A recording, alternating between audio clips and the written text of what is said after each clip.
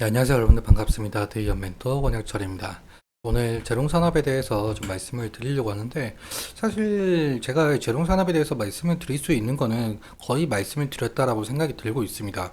그렇기 때문에 여러분들께서 이 재롱산업 이러한 점이 정말 궁금하다라는 점이 있다면 꼭 댓글 남겨주셔가지고요, 제가 그 댓글 하나하나 읽어보고 나서 꼭 궁금증들 다 해결해 드리도록 할 테니까 꼭 댓글 남겨주시면 정말 감사할 것 같고, 오늘 제가 말씀드릴 내용은, 오늘 재롱산업이 좀 하락을 좀 많이 진행을 한 바가 있더라고요. 그래서 왜 하락을 했는지 시장 전체 흐름에 대해서 말씀을 드리려고 합니다. 그리고 재롱산업 어떠한 모멘텀을 가지고 있었는지 목기 형식으로 말씀드리도록 할 테니까 집중해서 들어주시면 정말 감사할 것 같습니다. 그럼 본론으로 바로 들어가 보면요. 일단 여러분들도 아시다시피 재롱산업의 경우에는 이 송전, 배전, 지중선 관련 전기 기자재와 그리고 통신 기자재, 철도 자재 제조 판매하고 있는 기업이죠.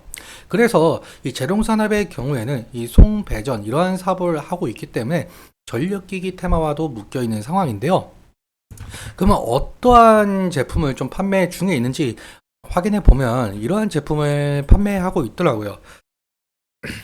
이러한 제품들 사진을 보자면 일단 여러 가지 있는데, 이 제품들 이 송전탑이나 전신주 등에 사용되는 제품이죠.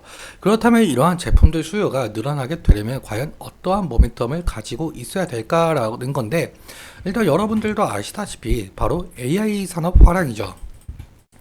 AI 산업 같은 경우는 전기를 잡아먹는다라고 할 정도로 상당히 전기를 잡아먹고 있는데, 왜 그러냐고 한다면 AI 데이터 센터의 경우에는 기존 데이터 센터에 비해서 6배 이상 전기를 잡아먹는다고 한답니다.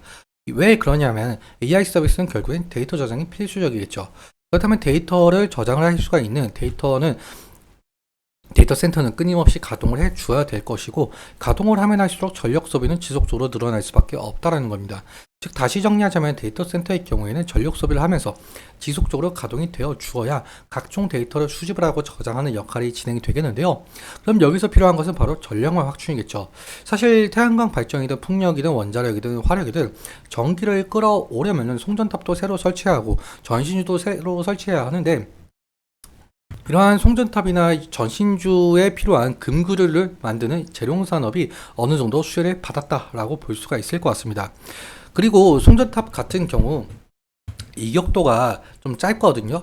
154kV 송전탑 같은 경우 최소 4.7m, 그리고 345kV 같은 경우는 7.65m의 이격도를 둬야 된다고 한답니다. 그렇다면은 발전소에서 만들어진 전기가 우리 도심이나 집까지 오게 되는데 상당하게 긴 거리인 점을 감안한다고 한다면 이 송전탑도 상당히 많이 필요할 수밖에 없다라는 겁니다. 이러한 모멘텀을 가지고 있었고, 또 한 가지 모멘텀이라고 한다면 바로 한전의 41조 원 인리 송전망 구축 사업 추진이죠. 여기 보시면은 한번 읽어보도록 할게요. 인도네시아 자카르타의 인도네시아 전력공사 본사에서 PNL, 지멘스 에너지와 인도네시아 사람들을 연결하는 이 초고압 직류 송전 설치 사업을 한다라고 한답니다.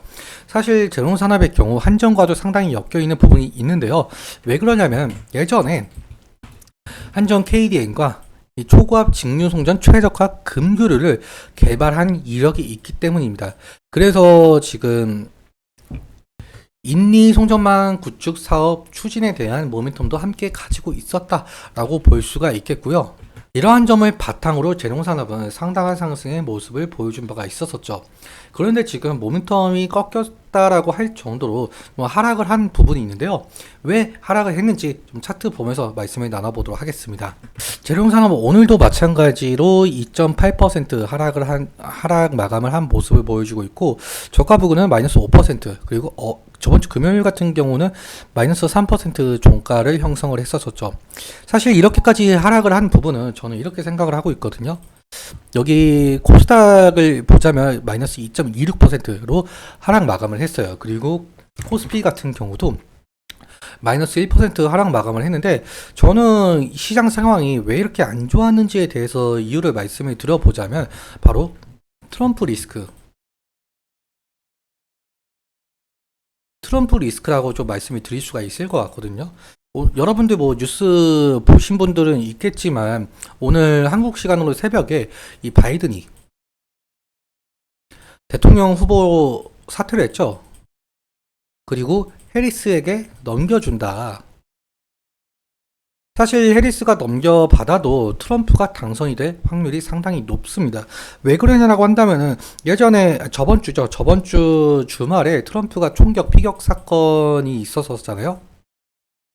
근데 피격 사건을 겪고도 목숨을 부지했어요. 그래서 지금 현재 미국 상황에서는 트럼프 신드롬이라고 표현이 될 정도로 이 트럼프를 상당히 신격화하고 있는 상황인데요. 그렇기 때문에 트럼프 지지율이 상당합니다. 70%. 그래서 이 트럼프가 당선이 될 확률이 높다 보니까 우리나라는 그러한 트럼프 리스크 때문에 지금 하락을 하고 있는 기조지 않나, 저는 그렇게 생각하고 있고, 시장이 하락을 하기 때문에 재롱산업도 거기에 맞춰서 하락을 좀 하지 않았나, 저는 그러한 관점을 좀 보고 말씀을 드릴 수가 있을 것 같습니다. 일단 지지라인 같은 경우 우리가 이 부분을 좀 볼 수가 있을 것 같은데 60일 이평선이라고 말씀을 드릴 수가 있을 것 같아요. 근데 만약에 60일 이평선을 이탈을 하게 된다고 한다면 리스크적인 관리는 필요할 수 있을 것으로 보이고 있고, 만약에 이 부분을 좀 지지해주고 상승을 한다라고 해도 지금 여기 매물대 차트를 보시면 여기 이 구간에 매물이 상당히 많은 것을 확인을 할 수가 있습니다. 그렇기 때문에 상승 시마다 이 차익 실현 매물이나 원금 보존 매물이 나올 수가 있다는 점 인지해 주시면 좋을 것 같고요.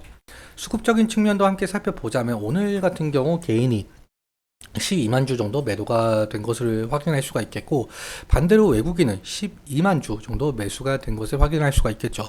저번 주 금요일 같은 경우는 개인이 2만 1000주 매도가 되었고, 외국인에서 2만 9천 주 매수가 되었는데, 사실 외국인 같은 경우 이틀 사이에 매수가 되었지만 한 달 기준으로 보자면 외국인은 매도 물량이 상당히 많은 것을 볼 수가 있습니다. 그렇기 때문에 외국인의 매도세가 좀 상당히 강하기 때문에 이 재롱산업의 주가에도 어느 정도 영향이 가지 않았나, 저는 그렇게 생각을 하고 있고요. 아무튼 이 외국인의 매도세가 상당하기 때문에 외국인의 수급 좀 자세하게 살펴보는 것이 중요 투자 포인트가 될 가능성이 높을 것 같습니다. 오늘은 여기까지 말씀을 드리도록 할 텐데, 앞서 말씀드린 것처럼 여러분들께서 이 재롱산업 이러한 것들이 정말 궁금하다는 점이 있다면 꼭 댓글 남겨주시면 정말 감사할 것 같고요. 그리고 오늘 말씀드린 내용과 차트적인 부분에 대해서 제 개인적인 견해가 많이 껴있다 보니까 여러분들의 주관적인 견해와 함께 투자를 현명 선택하셨으면 좋겠습니다. 오늘도 시청해주셔서 감사하고 지금까지 데이언 멘토 권혁철이었습니다. 감사합니다.